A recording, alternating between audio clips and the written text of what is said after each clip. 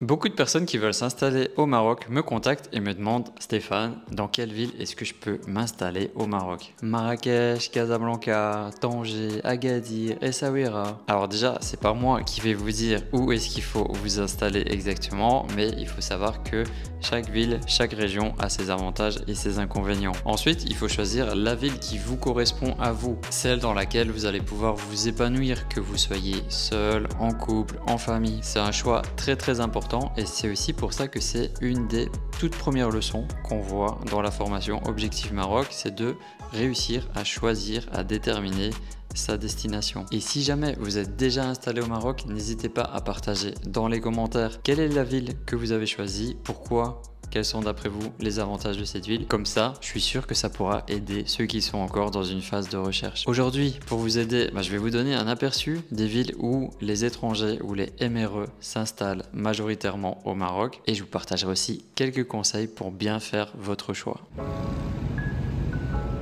Quand on pense au Maroc, la première ville qui est citée, c'est très souvent Marrakech. C'est une ville incontournable, qui est vivante, cosmopolite, il se passe toujours plein de choses. On y trouve aussi une forte communauté française et étrangère. Les avantages de Marrakech, c'est sa vie culturelle, c'est l'ambiance festive, un climat idéal, d'octobre à mai. C'est une énergie particulière qui est assez difficile à expliquer. Les inconvénients, ça va être le climat qui est très chaud de juin jusqu'à fin septembre. Ça veut dire que c'est 4-5 mois sur 12 mois où il va faire très chaud. Bien sûr, il y a des solutions pour ça. Il y en a qui décident de partir à l'étranger pendant l'été. Il y en a d'autres qui partent dans le nord du Maroc pour avoir un climat un petit peu plus agréable. Et il y a certaines personnes qui vont passer leur été sous la clim en permanence. Et il y en a d'autres qui finissent par s'habituer. L'avantage de Marrakech, c'est qu'à seulement quelques kilomètres, vous pouvez vous retrouver les pieds dans l'eau, face à la montagne, dans la vallée de l'Ourika par exemple, et bénéficier de la fraîcheur de la montagne. Marrakech, c'est aussi la ville des motos, il y en a partout. Aux heures de pointe, par exemple, il y a beaucoup de personnes qui trouvent la circulation trop chaotique. Le bruit de la ville de Marrakech, les klaxons, les motos, au bout d'un moment, ça peut être assez pesant, surtout pour les personnes qui cherchent la tranquillité. Et je vous parle pas de la pollution et de la qualité de l'air. Les quartiers les plus recherchés à Marrakech, en général, ça va être Guéli, ça va être l'Hivernage, ça va être Targa, mais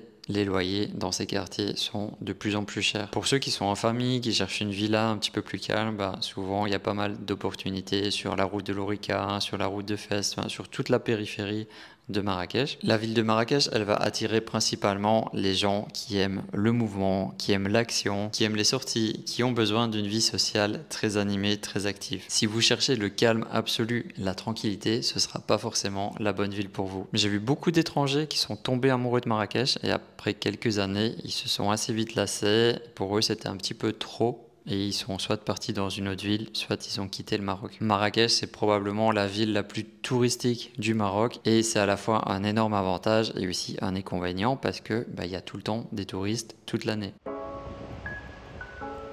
Quand on parle du Maroc moderne, la ville qui vient souvent à l'esprit, c'est Casablanca. C'est le cœur économique du pays. On y trouve les plus grandes entreprises, les banques, les sièges sociaux. C'est aussi une ville qui attire de nombreux étrangers et des MRE pour des raisons professionnelles. Les avantages de Casablanca, c'est en premier ses opportunités de travail. Si vous venez au Maroc pour développer une carrière dans les affaires, dans la finance, dans le commerce ou l'industrie, c'est clairement une des villes les plus dynamiques. On y trouve aussi des infrastructures très modernes, des grands centres commerciaux, des écoles internationales, des hôpitaux très bien équipés. La vie culturelle est aussi active à Casa avec des concerts, des festivals, des restaurants, des cafés. Il y a une vraie vie sociale très active. Bien sûr, il y a aussi un aéroport international pour ceux qui voyagent souvent. Mais Casablanca, ça aussi, ses inconvénients. C'est une ville immense, parfois très bruyante, trop bruyante et parfois fatigante. Donc même s'il y a eu énormément d'améliorations ces dernières années dans la ville de Casa, la circulation reste assez dense, surtout aux heures de pointe. Et là aussi, beaucoup de personnes se plaignent du trafic chaotique. Comme Marrakech, c'est une ville qui est touchée par la pollution, que ce soit la pollution sonore ou la qualité de l'air. Globalement, le coût de la vie va être plus élevé que dans d'autres villes du Maroc. Casa, elle va attirer principalement les jeunes actifs et les expatriés envoyés par leur entreprise. Depuis quelques années, on voit aussi un mouvement de familles qui s'installe à Dar Bouaza sur la côte. C'est un peu la périphérie chic de Casa avec des villas, des résidences sécurisées, des écoles privées et surtout un cadre de vie très agréable,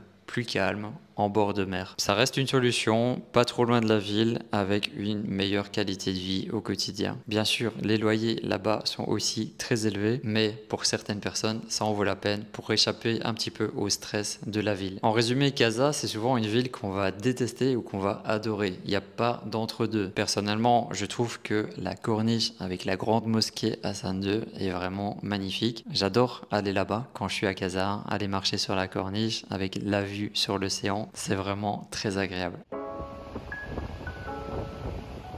Au passage, si vous êtes dans cette réflexion de vous installer au Maroc prochainement, je viens juste de réouvrir les portes de ma formation Objectif Maroc. C'est une formation complète qui vous guide pas à pas dans toutes les démarches importantes et vous évite de commettre les erreurs qui coûtent cher et qui vous font perdre du temps. Il vous reste encore quelques heures pour rejoindre la formation avant que je ferme les portes pour me concentrer sur la prochaine masterclass. Donc si c'est le moment pour vous, checkez le lien dans la description ou dans le premier commentaire épinglé.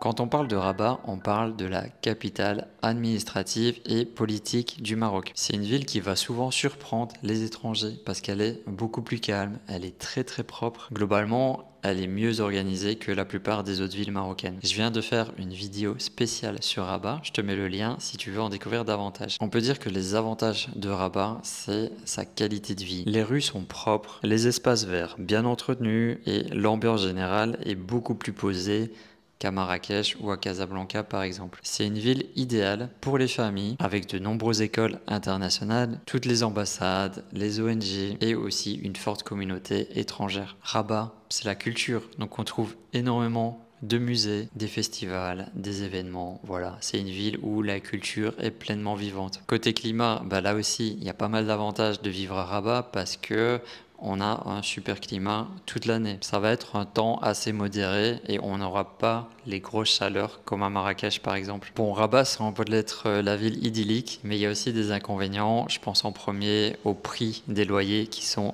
très cher. Et surtout, si vous choisissez les quartiers les plus recherchés, le loyer va être assez cher. C'est pour ça qu'il y a de plus en plus de personnes maintenant qui s'installent en périphérie de Rabat. Je pense forcément à Aroua qui est juste à côté de Rabat et il y a de plus en plus de personnes qui s'installent là-bas. Il y a aussi des membres de notre formation qui viennent de s'y installer. Donc, c'est une bonne alternative, pas trop loin de Rabat, avec l'océan qui est juste en face. Il y en a qui choisissent d'aller dans les villes voisines de Rabat. Donc, moi, par exemple, j'ai choisi de venir à Kenitra, qui est à 30 minutes en train de Rabat. Et Kenitra, les loyers sont beaucoup plus abordables. Il y a aussi Sreerat en bord de mer entre Rabat et Casablanca. Mohamedia peut être aussi une option intéressante, plus proche de Casablanca. Donc voilà, si les loyers de Rabat sont vraiment trop chers, vous voyez qu'il y a des opportunités dans les périphéries ou dans les villes à côté. La ville de Rabat, elle attire principalement des familles, des fonctionnaires internationaux, des expatriés et des étrangers qui recherchent une vie stable, tranquille, sécurisée et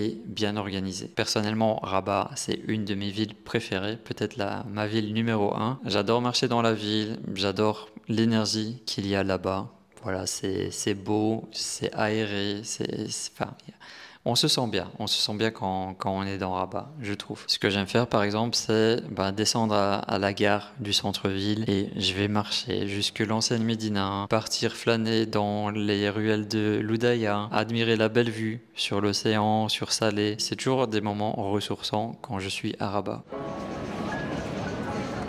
Agadir maintenant, c'est une ville très différente de Marrakech, de Casa ou de Rabat. Globalement, elle a un super climat quasiment toute l'année, avec une très belle corniche en bord de mer. Agadir, c'est une ville connue pour être la destination préférée des retraités, mais aussi de ceux qui veulent une vie plus calme. Je sais qu'elle attire énormément de familles également. Les avantages d'Agadir, c'est aussi sa qualité de vie. C'est une ville moderne, bien organisée, avec des infrastructures récentes. Il faut dire qu'Agadir a aussi ses limites. Le marché du travail est un peu plus restreint qu'une ville comme Casa ou Marrakech. Il y aura moins d'opportunités professionnelles, sauf dans le tourisme par exemple, dans l'hôtellerie ou l'immobilier. La vie culturelle est aussi un peu moins active que dans les autres villes qu'on a vues juste avant. Donc généralement, Agadir, il va attirer un profil familial. Voilà, des familles, des retraités, des gens qui veulent le calme, la tranquillité, avec un rythme de vie plus posé.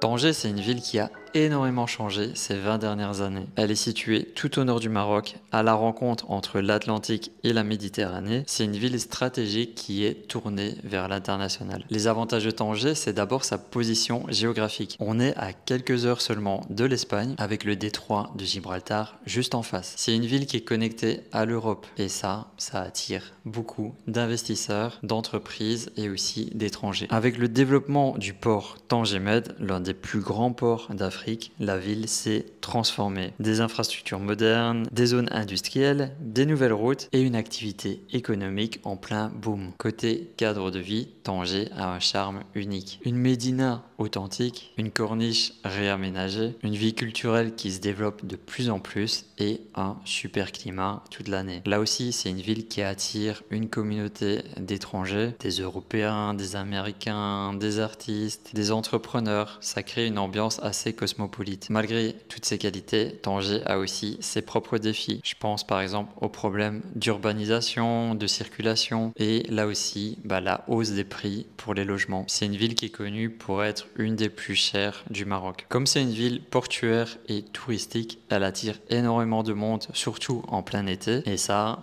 plaît pas à tout le monde. Tanger, elle va attirer des profils plutôt entrepreneurs, les retraités qui veulent rester très proches de l'Europe et ceux qui veulent vivre dans une ville qui bouge, dans une ville qui est connectée à l'international. Perso, c'est ce que je trouve intéressant avec Tanger, c'est que c'est un mélange de traditionnel, de moderne en même temps, avec cette ouverture et cette proximité de l'Europe. Essaouira, c'est vraiment une ville à part au Maroc. Comme dirait Sinan, le petit Marocain, ou encore Solène, Essaouira, c'est pas une ville, c'est une vibe.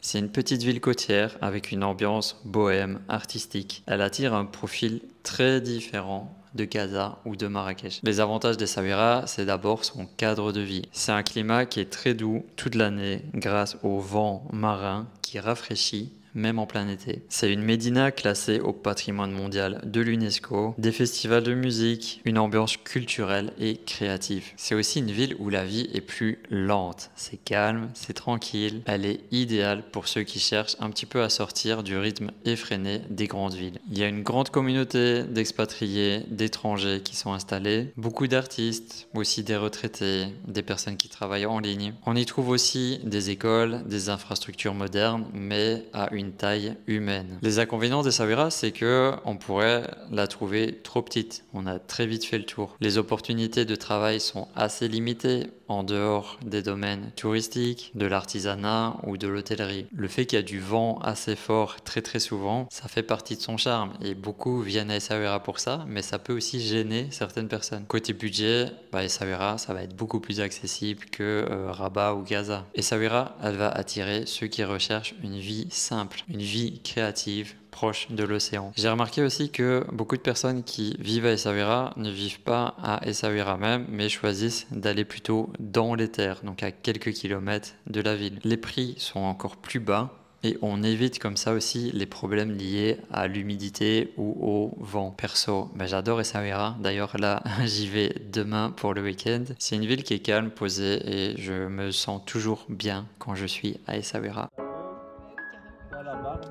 Dernière ville et qui est souvent oubliée, on va parler de Ouarzazate et du sud en général. Là, c'est encore une autre facette du Maroc. On est très loin de l'agitation des grandes villes. C'est un rythme de vie très calme, proche de la nature, proche du désert. C'est là où j'ai décidé de m'y installer il y a 11 ans quand je suis arrivé au Maroc. J'ai choisi le village de Tamnougalsk qui est entre Zagora et Ouarzazate. Et après, j'ai déménagé à Lorica pour aujourd'hui me retrouver à Kenitra. Ouarzazate, c'est la porte du désert. Elle est connue pour ça. C'est aussi la région des Casbahs, des studios de cinéma. Il y a des paysages magnifiques et une lumière exceptionnelle. C'est une destination qui va attirer ceux qui cherchent une vie authentique, un cadre naturel exceptionnel et une atmosphère paisible. Les avantages, c'est justement cette authenticité. C'est aussi une région avec un potentiel touristique très important. Elle va attirer des investisseurs dans le domaine de l'hôtellerie, les maisons d'hôtes et toutes les activités qui sont liées au désert. Mais ce qu'on peut dire, c'est que Ouarzazate et le sud en général ne sont pas faits pour tout le monde. Les opportunités professionnelles sont assez limitées. Là aussi, ça va tourner autour du tourisme et de l'hôtellerie. Côté climat, c'est très sec et là aussi, les étés sont hyper chauds. Ça peut être difficile à supporter pour certaines personnes. Il y aura aussi moins d'infrastructures modernes si on les compare aux grandes villes du Maroc. Côté prix, là justement, c'est l'avantage, c'est qu'il y a des logements très abordables au niveau des loyers. Ouarzazate et le sud attirent ceux qui cherchent une vie différente, une vie plus simple, plus connectée à la nature ou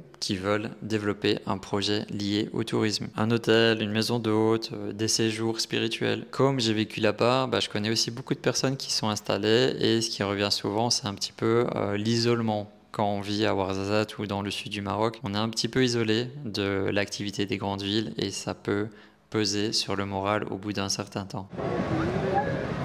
Comme vous le voyez, chaque ville elle a ses forces et ses faiblesses. Le plus important au départ, ça va être de définir vos priorités. Est-ce que c'est par rapport au climat, au travail, à la vie de famille, par rapport au budget ou au style de vie? Et si vous hésitez, je vous conseille vraiment de louer au début. Vous pouvez louer un Airbnb par exemple dans quelques destinations qui vous intéressent, dans différents quartiers et vous allez voir si vous vous y plaisez. Je conseille toujours de passer du temps sur place avant de prendre une décision importante comme un déménagement, une installation au Maroc. Comme ça va vous éviter les mauvaises surprises. Et ça, c'est exactement ce qu'on fait dans la première leçon de la formation Objectif Maroc, c'est de choisir votre destination. Vous aurez 12 questions précises pour définir vos priorités, des comparatifs détaillés entre les villes et les erreurs à éviter pour ne pas regretter vos choix. Je vous rappelle que Objectif Maroc est ouvert seulement cette semaine jusqu'à dimanche minuit. Après, je ferme les portes de la formation. Je ferme parce que je vais me concentrer sur les nouveaux arrivants et sur les nouveaux projets. Je pense par exemple à la masterclass Objectif Maroc qui aura lieu le 10 et 11 janvier 2026 à Marrakech et aussi aux premières rencontres Objectif Maroc qu'on va faire très bientôt. Je vous mets le lien vers Objectif Maroc dans la description et dans le commentaire épinglé. À très bientôt pour de nouvelles vidéos.